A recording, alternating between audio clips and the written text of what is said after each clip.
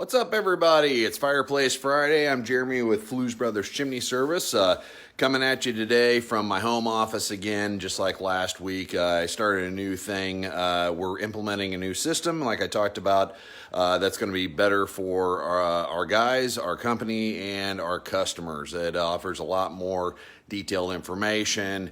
Really cool things like pre-appointment texts, and you can hit and see where the technician is and all that stuff. So, and you can see who your technician is. So it puts us above not only just other chimney services, but also just general services that come to your house. Sorry if I'm a little delayed. I'm a little tired today.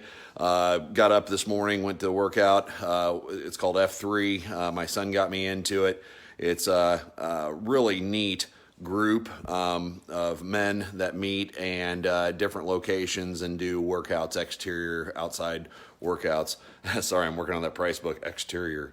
Anyways, I'm trying to keep myself awake. I got my coffee going. A friend of mine, Jason, showed me you can add. So I'm gonna have a little more coffee. Got my creamer there. What I wanted to talk about today is expertise in your field. I've been doing this like 22 years now, and I still do training. I did some training this week with one of our competitors because we all love each other in this industry. It's a very small industry, and I went to his place, got to see his office and everything. It was very, very nice, and we did some IRC training. What is IRC? IRC is an international code.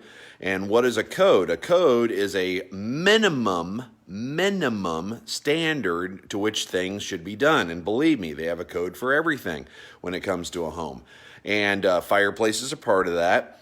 And so we did a class for some licensing requirements and things to keep our education up and get some new licensing certifications, etc., like that. And we've both been doing. He's been doing it even longer than I have, probably 30 plus years. So why is that important? Well, it's important today because after taking this class, it was amazing to me. We saw a lot of other things in other industries in the house and things, and I was sitting there thinking, my gosh, looking at this, that's the minimum standard, and I see this stuff done wrong all the time. Well, why is that? Well, people, when you hire a contractor, you should be really looking at what kind of knowledge base do they have? Do they even know what they're doing? Because a lot of industries don't require anything to become that contractor. And so obviously you not only want someone with major experience, 20, 21 years, 22 years, overseeing the company, but also that person could have been doing it wrong for that long too. So you want people that are keeping up on their education, have certifications, have different specialties and things, and have proof for that. Let me show you something. This is the book we went through. 2015 is what's been adopted in the Kansas City area. Look at this thing. Look at this. And you go through it. It reads like stereo instructions. It's crazy. We've got some highlighted stuff in here and everything, but just pages and pages of different information. So when it comes to things, that's why I always say, there's dangerous places out there like Home Depot with their pitch, and I go to Home Depot. I love Home Depot, but it's what's the pitch there? It's we can help. Well, that's great. It's good if you want to try doing some stuff. It's good to look at YouTube videos. I've got some YouTube videos up, and I constantly get some comments. It's like, well, this needs to be done this, or that needs to be done that. And they're kind of using those YouTube videos as they look at it as, I need an instructional video on how to do all this stuff. And that's fine. It's your house. That's your decision. But realize that when it comes to fireplaces, if you don't do it right, you're dealing with fire. Fire can spread very quickly. It can demolish things. It takes out entire states when they have forest fires and things like that. So it's very important. We want to have a safe fire in our home. So again, if you don't do this stuff for a living, let's say I want to fix some plumbing in my house. Well, that's great. I can go to Home Depot, I can go to a big box store, what have you, and I can buy the stuff and try to fix it myself. But if I don't fix it correctly, I might be at work when there's a flood happening at my house because I didn't fix it properly. So maybe some minor repairs here and there, but when it comes to the big stuff, especially like major safety issues, it's probably not a bad idea to hire a professional, an expert. And you want to pre-qualify that expert. You don't want to just put them into a pricing thing. Okay, well, I'm going to call 5 companies, and whoever ends up being the cheapest or who'll come out and say they're going to come out for free to look at this or what have you. Experts have to charge. So, when it comes to experts in any field, they have to charge not only for the time, but also for the knowledge. And these classes are expensive. This class that I took here, it was a 8-hour class via Zoom. It's a very good class. I did get this book, but the class cost $950. $950. So, along with that investment that I made for myself, my knowledge, feeding the brain, and my company, it's extremely expensive. So I have to be able to afford to do those things. So I have to charge. It has to go into the price. Now it's spread out. It isn't. I'm not going to charge one person this. Especially with a bigger company, I can spread it out even farther. So we've got about 20 people, working with us, give or take, and so I'm able to spread it out. So it's very minute, but it benefits everybody. And I took an entire day off. So that's a day I'm not out generating revenue. I'm not supporting the guys. I'm taking this time out to better our industry, better ourselves. So you always want to make sure you're hiring the right person. And so it's not a bad idea to go, hey, what type of certification or what kind of education do you get? Because time after time we see bad work done, and I was the head of the ethics committee for the National Chimney Sweep Guild and the CSIA for years, and helped rewrite it, the systems and everything. But one thing I found constantly was when someone got a complaint about them, and I looked at everything, I looked at the whole case, looked at photos and everything, it wasn't that they intended to rip someone off or they were bad people or what have you. It was simply ignorance. And ignorance can happen. I'm sure I'm ignorant of things that I've done before. You probably are too. Most of us are. We're human. But if I'm going to go out and mess with something that can catch a customer's house on fire, or my guys are, then I want to make sure I'm a good leader and I'm learning as much as I possibly can.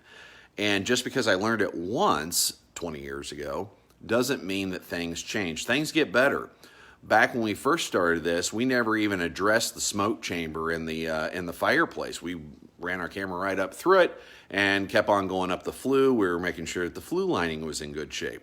Well, what I started seeing time and time again was I would get called out on house fires that were caused by the fireplace, and I would go out and inspect, and all the house fires that I kept seeing weren't flue liner related. Here's my fireplace, here's my insert, we saw that last week. But if this was an open fireplace, a fireplace is an upside down funnel. So you got your firebox here, and then above this is the damper assembly.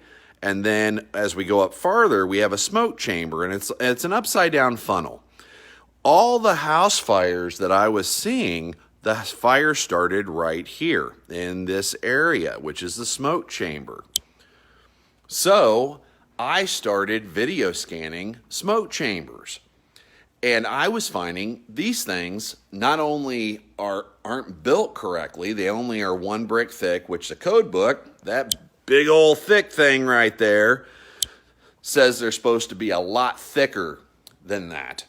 And so 1 brick laid up, like the Three Little Pigs house, isn't enough to keep the amount of heat going through. Also, over time, just time, not just usage, but just time, things deteriorate. Nothing lasts forever, especially in a home. You have to repaint, you have to hey, the carpet's getting pretty nasty. Hey, those hardwood floors need to be refinished over time. They've had a lot of traffic, maybe pets, things like that.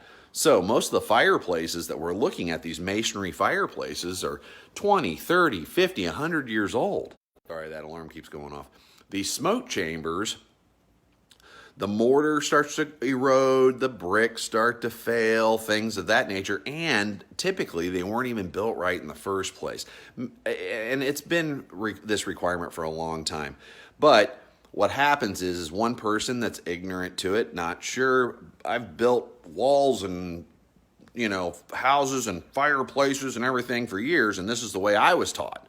And then they teach other people over time, and they go, well, I've been doing this 20 years. I don't need any more education. I'm not going to keep up with current changes and updates and things like that. I'm doing fine.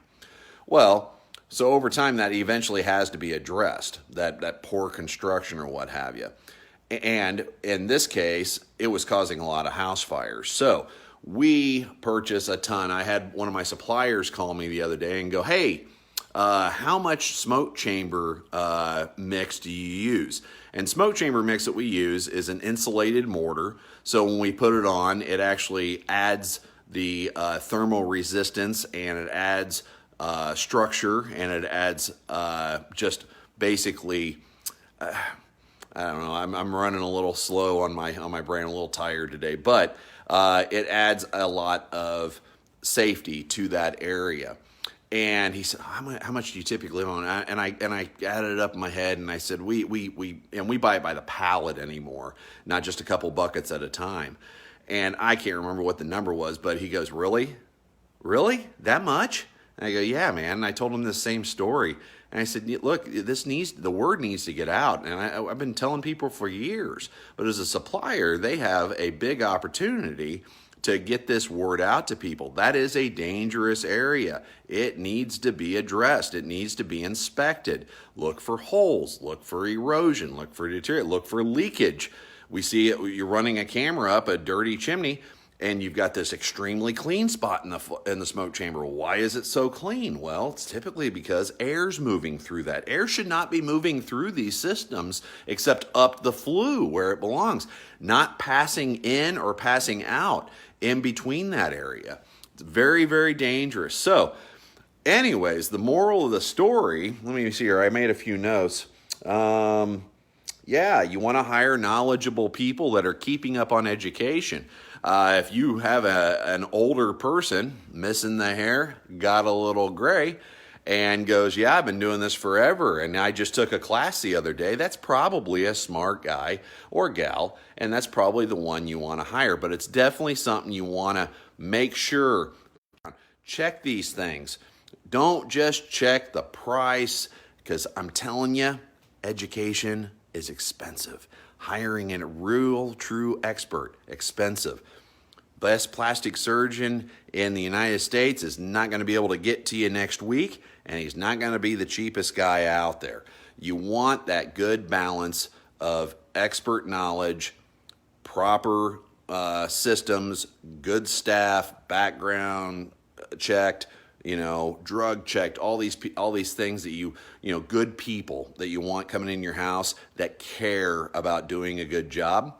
And it's always a plus, like our company. Very few companies do this, but not only do we do spot checks on our repair work to make sure, hey, let's get another eye on this, make sure we did a good job, we got everything covered, but we're also checking all the before, after photos, the quality and everything every day in the office. And that all costs money. It all goes in. But like I said, a bigger company, we're able to spread it out. So it's a minute cost, but it benefits everybody. Those are the things you need to be looking at. Then you can make your decision. And I'm telling you, it's hard to find people like me, like that, in different industries.